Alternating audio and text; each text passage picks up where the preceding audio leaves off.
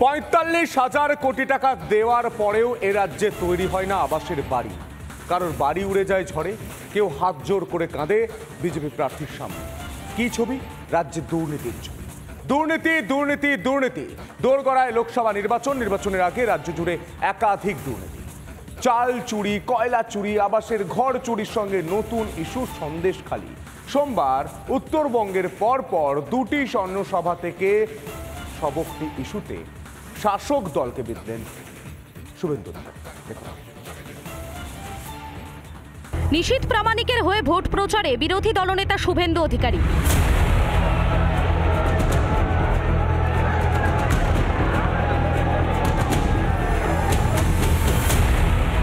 ক্ষতিগ্রস্ত জলপাইগুড়ি পরিদর্শনের পর শীতলকুচিতে জনসভা করেন শুভেন্দু।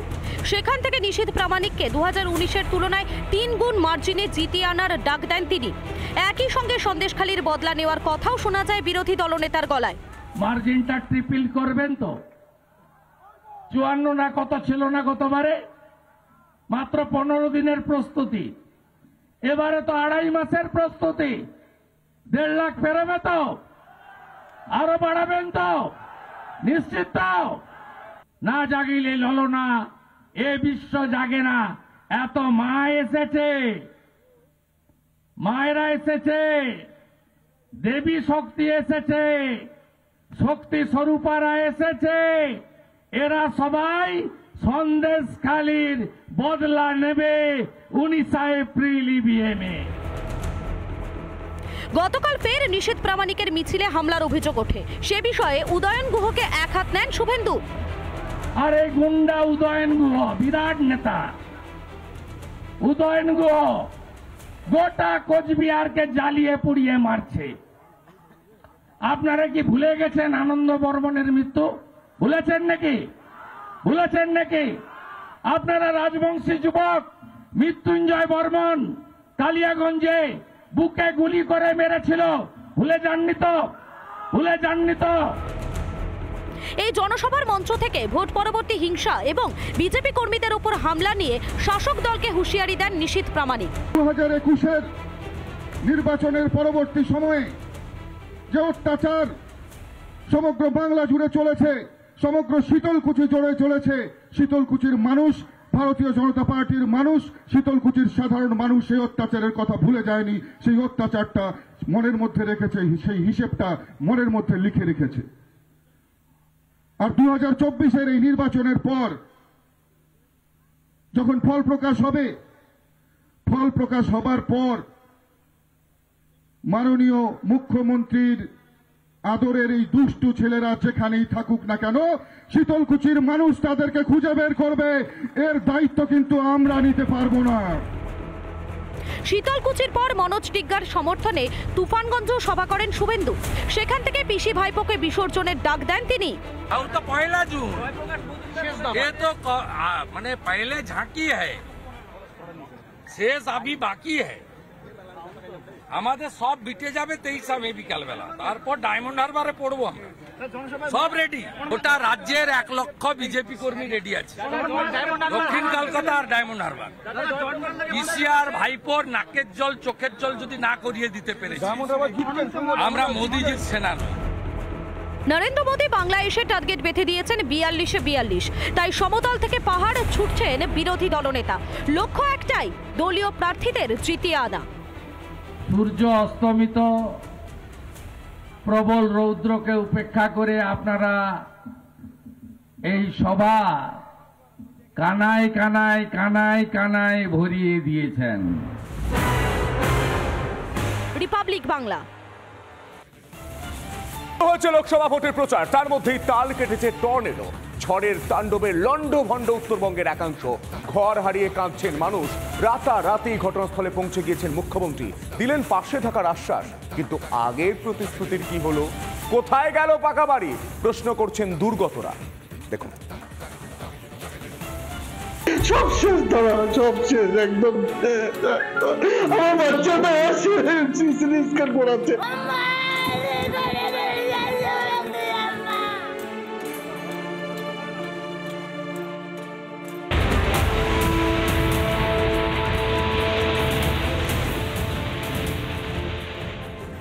একটা 5 মিনিটের টর্নেডো দেখিয়ে দিল উত্তরবঙ্গের উন্নয়নের কঙ্কালসার চেহারা। জলপাইগুড়ি ও আলিপুরদুয়ার জেলার বেশ কয়েক হাজার মানুষ মাথার ছাদ হারিয়ে পথে, খড়কুটোর মতো উড়ে গিয়েছে শয়ে শয়ে কাঁচা বাড়ি, শেষ সম্বলটুকু হারিয়ে হাহাকার পরিস্থিতি। মানুষের অভিযোগ, পাকা ঘরের জন্য আবাসের আবেদন করেও নাকি মেলেনি সরকারি পরিষেবা। না, কিছু পাইনি তো, দেওয়ার আশ্বাস দেয় না। কতদিন ধরে এই সমস্যা? মোটামুটি 3-4 বছর থেকে ঘর দেয়, ঘর তো দিচ্ছে না। দেখা যাচ্ছে মানে মাটির ঘর, বাঁশের বেড়া দিয়ে থাকছেন। হ্যাঁ, সরকারিভাবে কোনো ঘর পেয়েছিলেন? আবাস যোজনায় আবেদন করেছিলেন? করছিলাম, পাইনি। কেন পান নাই? গ্রাম পঞ্চায়েত কি বলছে? কেন এখন দেয় নাই, আমরা কিভাবে? আবাস যোজনার বাড়ি পেয়েছিলেন? না, কোনো আবাস যোজনা বাড়ি পাইনি। আবাস যোজনার বাড়ি পেলে কি ক্ষতি কিছুটা কম হতো পাকা বাড়ি থাকলে? কি বলবো দাদা, কি বলবো, ওগুলো কি বলার মতো কোনো আমার রাস্তাই নেই। কিন্তু মুখ্যমন্ত্রী তো বলেছিলেন লক্ষ লক্ষ পাকা বাড়ি করে দেবেন, তা কি আদৌ হয়েছে? টর্নেডো বিধ্বস্ত মানুষগুলির কান্না বলছে কিছুই হয়নি। তারা বলছেন পাকা ঘর হলে এই অবস্থা হতো না।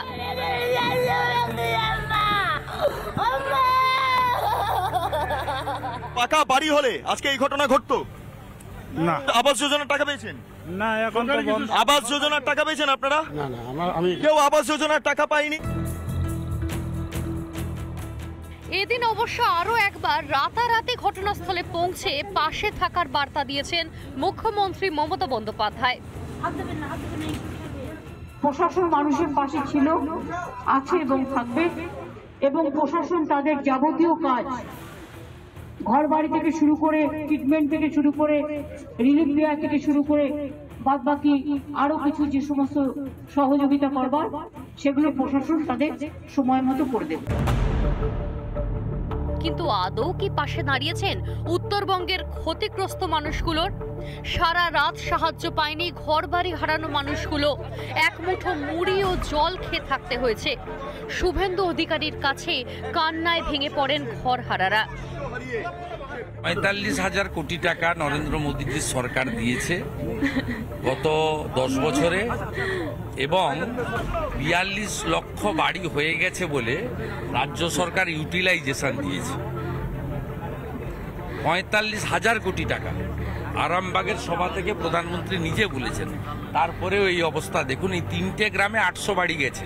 এরপরেও তো বিচ্ছিন্নভাবে জলপাইগুড়ি থেকে আলিপুরদুয়ার, কুমারগ্রাম, বহু জায়গায় ঘটেছে, কয়েক হাজার বাড়ি ধ্বংস হয়েছে। ঘর না পাওয়ার যন্ত্রণা শুধু কি রাজ্যের উত্তরে? রাজ্যের বিভিন্ন প্রান্তে মানুষ কাঁদছেন। এর আগে আবাস না পেয়ে ঘাটালে বিজেপি প্রার্থী হিরণের সামনে কান্নায় ভেঙে পড়েছেন মানুষ। এত মানুষ কাঁদছেন, কই মুখ্যমন্ত্রী তো যাচ্ছেন না। মাসের পর মাস কেঁদেছে সন্দেশখালী, মুখ্যমন্ত্রী তো সেখানেও যাননি। এখন যেহেতু কড়া নাড়ছে লোকসভা ভোট, তাই সেখানে রাতারাতি পৌঁছে গেলেন মুখ্যমন্ত্রী। মুখ্যমন্ত্রীর রাতারাতি এই উত্তরবঙ্গ সফর কি ভোটের গিমিক নয়?